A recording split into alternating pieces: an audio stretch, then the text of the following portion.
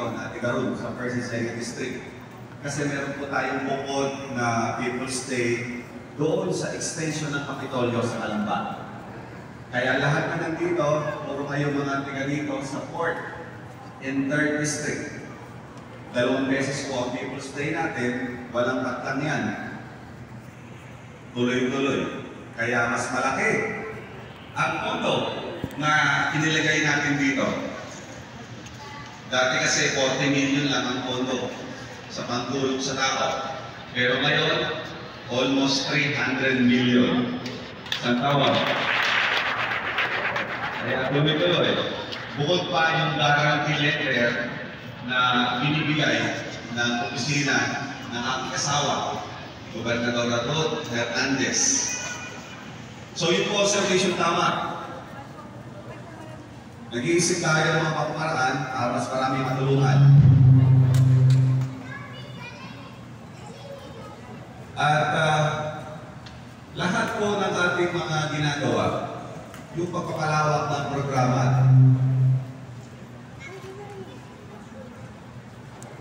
okay na?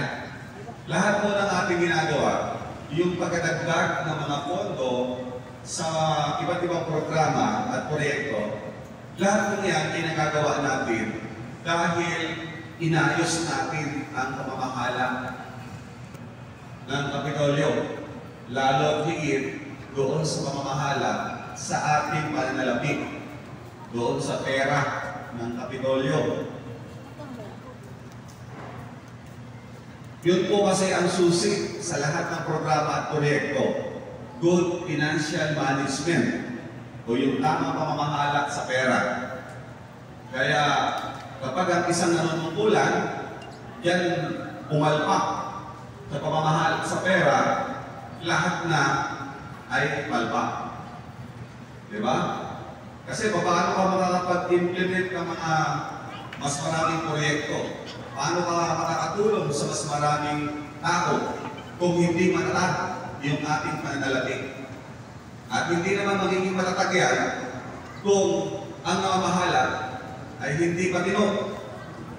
Matinong pamamahala ang susi niya. Noong ako po ay naging gobernador, ang tinatnang kong pondo ng Kapitolyo ay 4 billion isang taon. Inuulit ko po, 4 billion pesos isang taon. Maliit lang po yun dahil ang laki ng Laguna. Mas malaki pa ang pondo sa akin ng ibang city mayor. So hindi ho maganda. Dahil probinsya tayo, mas malawak ang ating nasasakupan, mas marami tayong constituents, pero noon, mas malaki pa ang pondo ng ibang city mayor kumpara sa akin. Eh ang city mayor, ilang ba ang kanyang constituents? Usually, nasa mga 300. Pinakamalaki na hanggang 400,000. Ay ako, times 10 ang constituents ko na sa mahigit na tayo na 4 milyon sa buong Laguna. So ano ginawa natin? Inuulit ko, inayos ang pamamahala sa pera. Paano inayos? Aba, bawal magsayang ng pera. Yung mga gastusin ng Kapitolyo, lahat yan inaral natin. Ipinagbawal ni Gobernador Ramil ang paggastos doon sa mga bagay na pwede namang hindi gastusan. Diba? At binaximize natin yung pwedeng pagkitaan ng Kapitolyo. Bukod sa mas maayos na tax collection, inayos din natin yung ating mga pwedeng pagkitaan. Gaya ng pakikipagkontrata o pakikipagnegosyo sa pribadong sektor. So pwede pala ng provincial government ay makipagnegosyo sa pribado. Ginawa po natin yan. Kaya po, dagdag sa kita ng Kapitolyo. So, ano na ngayon? Ang kalagayan. Yung dating 4 bilyon na aking tinatang kada taon na pondo, ngayon po, aabot na ng mahigit 7 billion. Ganun na po kalaki. At yung utang na 2 billion na tinatang ko dahil maayos ang ating pamamahala sa pera, nakakahulog tayo ng 200 million more or less isang taon. 10 years na po tayong naguhulog ng almost mga 200 million yearly. Kaya next year, tapos ang aking termino, matatapos na rin ang ating utang. Diba? So, bababa ako ng Kapitolyo, malinis ang ating libro. Sa ganitong pangyayari, taong bayan ang panalo. Taong bayan ang unang makikinawa. Nararapat lamang. Bigyan ko kayo ng halimbawa. Dinagin ko na kanina, dati 40,000 lang ang pondo ng medical assistance. Ngayon, almost 300. 40 million. Ngayon, nasa almost 300 million. So, mas marami ang natutulungan. Yan, bukas na libro. Bukas na libro.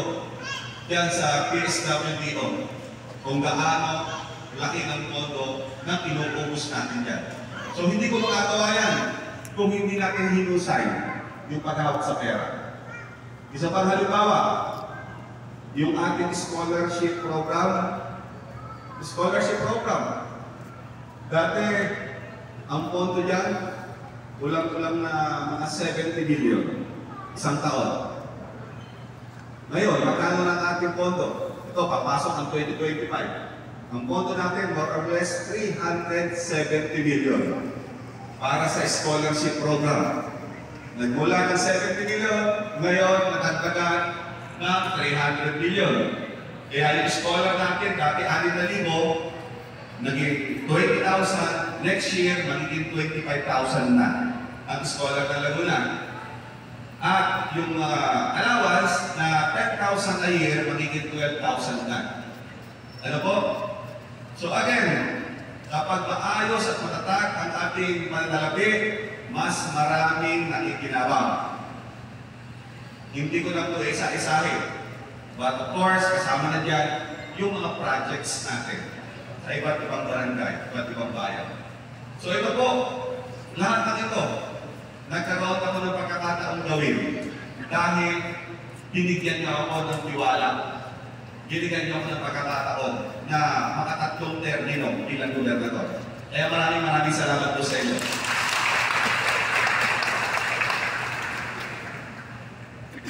So, pag-graduate ko po bilang gobernador, siguro ako sa inyo nagtatanong, hindi pa nakakabalita, ano lang plano ni gobernador?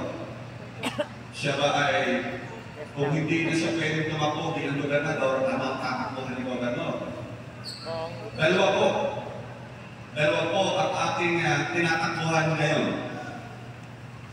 Una, nag-file po ako ng candidacy bilang congressman ng 2nd District ng Laguna.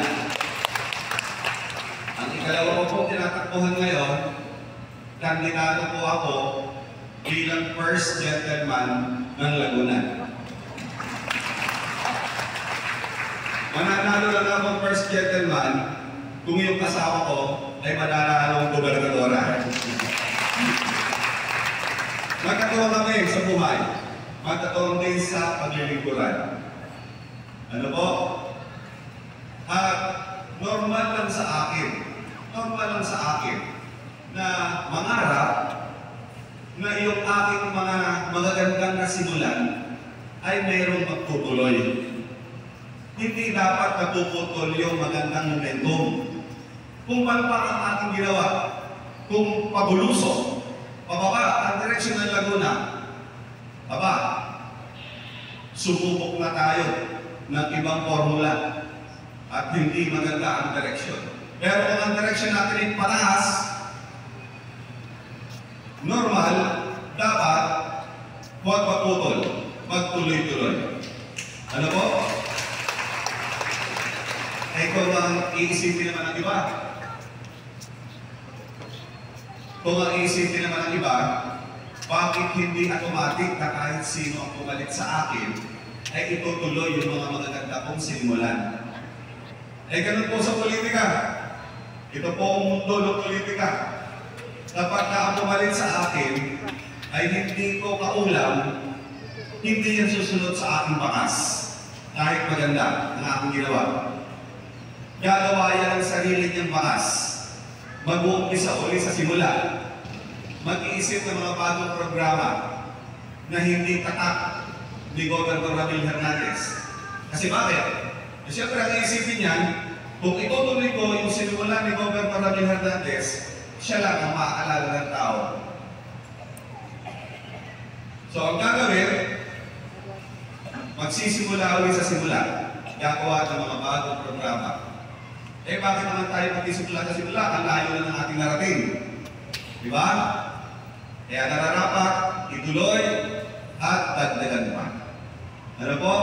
So mamaya, nandito po, dating ang ating may bahay, si Congresswoman Ruth Hernandez. Congresswoman po siya ng 2nd District sa Kasalukuyan. At ngayon ay kandidato bilang gobernador ng Laguna. Para makabati, at siya na po ang magbanggit yung mga ilang pang malalaking proyekto na pinagtutulungan po natin mag-asawa. At ang ating intention talaga dito ay yung tiwala ng tao ay maibalik po sa inyo. Tama po, yung pong aking asawa ay congresswoman ngayon. Hindi ho siya ordinaryong may bahay ko na dahil natapos na ang termino ko, halika, ikaw na. Kahit walang alam sa panunungkulan. Yung asawa ko po, nakilala ko na, hindi pa aming kasal, nakilala ko na siya, noong kami po ay nagkakampanya pa lang bilang konsyal ng Kalamba. Actually, nung nagkakampanya bilang konsyal ng Kalamba, hindi kami magkakilala. Nagkakilala lang kami nung pareho kaming nanalo sa konsyal ng Kalamba. Nung panahon yun, ako po ay mag-22 years old, kakasawa ko naman 20 years old. So, parehas kami nanalong konsyal ng Kalamba, doon na kami nakita sa konseho ng Kalamba. Eh, napansin ko, nung aming pagkikita, lagi siyang nakatingin sa akin. Ano?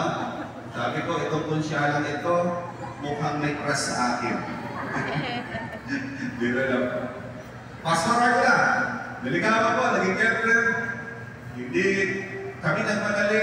Tinapos muna ang 3 termino bilang konsyal ng Kalamba sa